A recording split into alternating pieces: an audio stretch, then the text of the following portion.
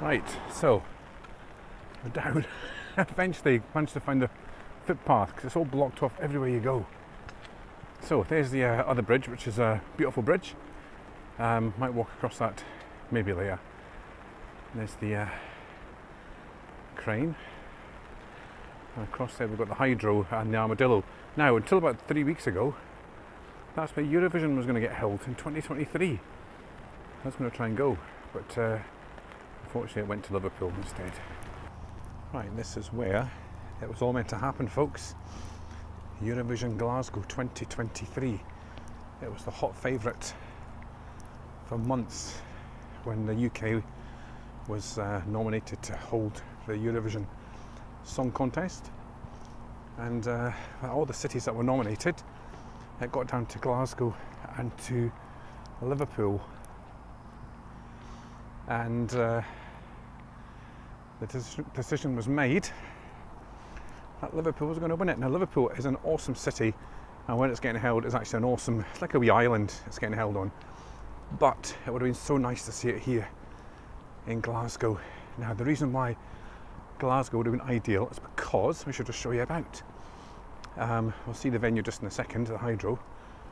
But down the front here we've got Glasgow Science Centre. We've got the BBC studios, which are just right there. Now today, as I'm walking past, Mrs Brown's Boys is getting filmed there. There's a big queue of people waiting to get in. But over there, which we'll go shortly, that's the Scottish Event Campus, this whole area. The SECC, which used to be Glasgow's main concert venue before the Hydro was built. I've seen many a band in there, Wet Wet Wet, and we've seen M People, Tina Turner, who else have we seen there? Erasure, loads of people in the 80s and 90s. But anyway, the Armadillo, that was going to get used as a press centre, I think, as well. And then the Hydro, the venue's just in here too. So it's a perfect location because everything's all in a one-er. But I think if the Eurovision people came up on a day like today, when it's dreich and miserable, it would have actually put them off. If they came up on a sunny day, then it would have been so much different. But never mind, it wasn't to be. It was going to be a once in a lifetime chance to go to the Eurovision. But maybe, you never know, the chance might come again. Right, let's go and have a closer look at some of the possible venues that were going to be used.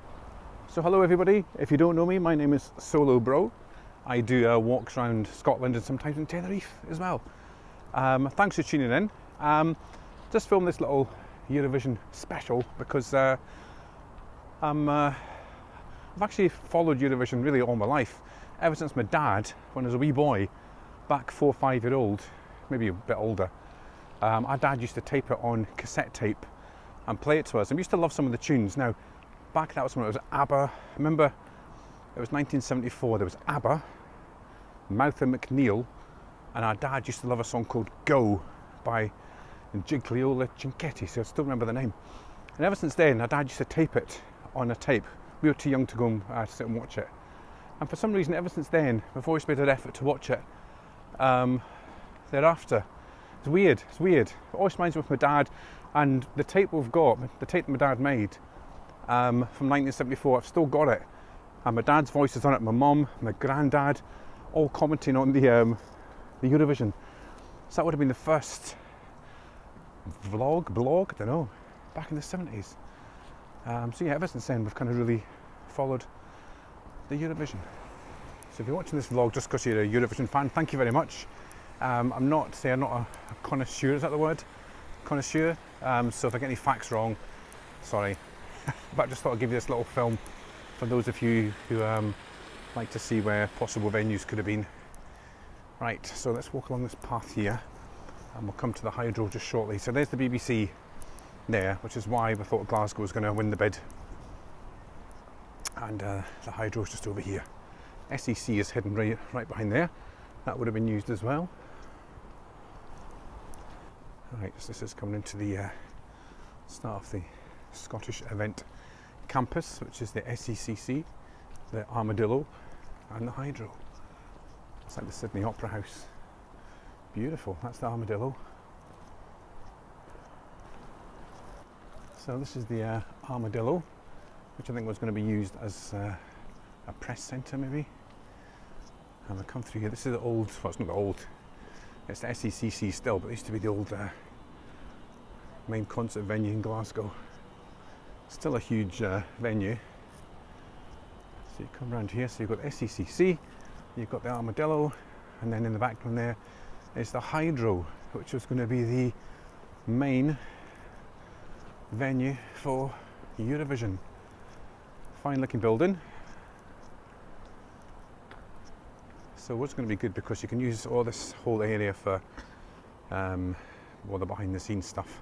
Some massive rooms in there. We'll see if we can get in for a nosy. And see, yeah, there's the arena, the Hydro.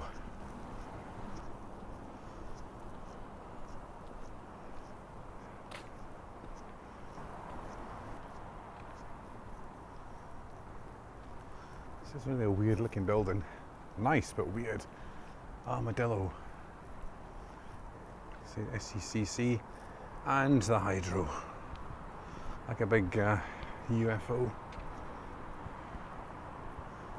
So there we go, that's the arena, the Ovo Hydro. It's really an impressive looking building. And that's the main entrance there into the UFO. But yeah, that could have been the venue, folks, for Eurovision 2023. But we got so close.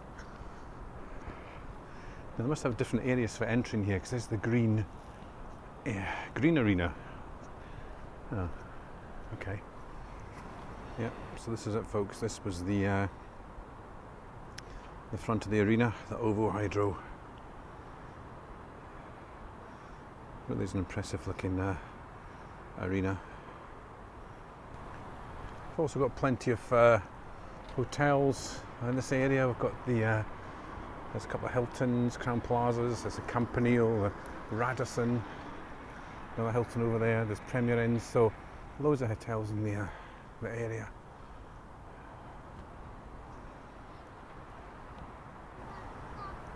So miserable day here in Glasgow in front of the Hydro. So thanks for tuning in, folks. I just thought I'd give you a little insight as to where it was going to be happening next May, but not to be. So maybe 2024, you never know. So the Scottish Event Campus here in Glasgow in front of the Hydro. So anyway, thanks for watching, folks, and I'll catch you again soon.